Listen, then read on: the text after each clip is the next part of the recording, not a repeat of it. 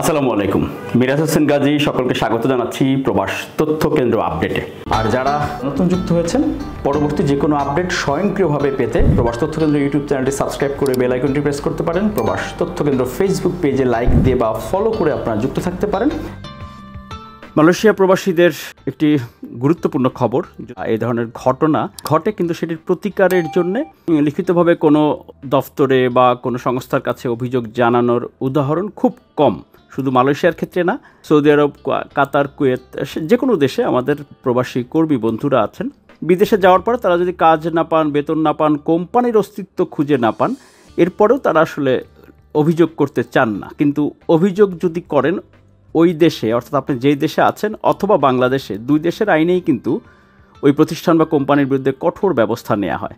মালয়েশিয়াতে অসংখ্য প্রবাসী বন্ধুরা জানি যে আপনারা কাজ নেই, বেতন পাচ্ছেন না, অনেকে কোম্পানি থেকে চলে গেছেন, অনেকের ওয়ার্ক পারমিট পরবর্তী বছরগুলোতে পারমিট করে দেওয়ার ক্ষেত্রেও নিজেদের টাকা দিয়েও করতে পারেননি, এমন অভিযোগও আছে। কিন্তু লিখিতভাবে আসলে কেউ অভিযোগ করেন না।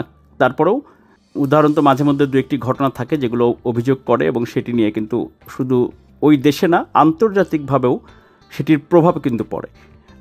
এই বিষয়ে একটি প্রতিবেদন একটু আপনাদেরকে দেখাতে চাই। মালয়েশিয়ায় ৩ মাস ধরে বেতন পাচ্ছে না ১৯০ জন বাংলাদেশি কর্মী।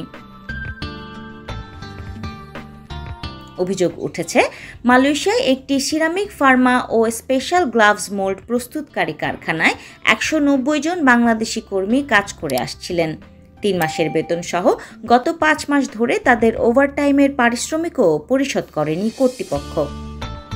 আন্তর্জাতিক অভিবাসী শ্রমিক অধিকার কর্মী অ্যান্ডি হলের উদ্ধৃতি দিয়ে ফ্রি মালয়েশিয়া টুডে এ তথ্য জানিয়েছে।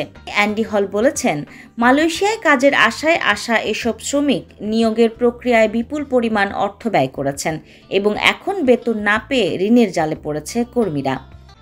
দক্ষিণ মালয়েশিয়ায় অবস্থিত এই কারখানার শ্রমিকরা ২০২৩ সাল থেকে অনিয়মিত বেতনের সমস্যার সম্মুখীন হচ্ছেন। অনেকে বাধ্য হয়ে ব্যাংক থেকে ঋণ নিয়েছেন বা আত্মীয় স্বজনের কাছ থেকে টাকা ধার করেছেন, যাতে তারা নিয়োগ ফি পরিশোধ করতে পারেন। এক একজন শ্রমিকের নিয়োগ ফি ছিল প্রায় ২৫,০০০ রিঙ্গিত, যা পরিশোধে তারা এখনও হিমশিম খাচ্ছে। কর্মরত শ্রমিকরা অভিযোগ করেছেন তাদের খারাপ আবাসন ব্যবস্থায় রাখা হয়েছে এবং নিজেদের পাসপোর্ট নিজেদের কাছে রাখার অনুমতি দেওয়া হচ্ছে না। জানা গেছে, শ্রমিকদের একটি দল গতকাল মালয়েশিয়ার শ্রম বিভাগে অভিযোগ দায়ের করেছে। তবে সংশ্লিষ্ট কোম্পানির নাম এখনও প্রকাশ করা হয়নি, কারণ কর্তৃপক্ষের আনুষ্ঠানিক প্রতিক্রিয়া পাওয়া যায়নি। অ্যান্ডি হল জানান, শ্রমিকদের অবস্থা নিয়ে তিনি স্থানীয় ও আন্তর্জাতিক ক্রেতাদের সঙ্গে আলোচনা করেছেন। এতে কোম্পানি চলতি মাসের শেষের মধ্যে বকেয়া বেতন পরিশোধের প্রতিশ্রুতি দিয়েছে।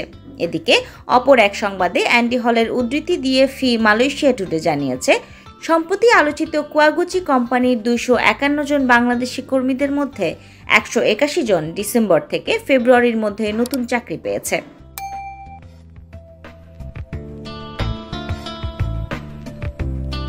বিদায় নিচ্ছি, মিরাজ হোসেন গাজী। আল্লাহ হাফেজ। আপনি কি বৈধভাবে কর্মী হিসেবে বিদেশে যেতে চান? আপনি কি রেমিটেন্স যোদ্ধা হিসেবে প্রবাস জীবনযাপন করছেন? আপনার জন্য প্রয়োজনীয় এবং জরুরি সকল তথ্য হাতের মুঠোয় পাচ্ছেন প্রবাস তথ্য কেন্দ্রে। প্রবাস তথ্য কেন্দ্র ইউটিউব চ্যানেল, এরই মধ্যে ১০ লাখের বেশি সদস্যের বিশাল একটি পরিবার আমরা এখন।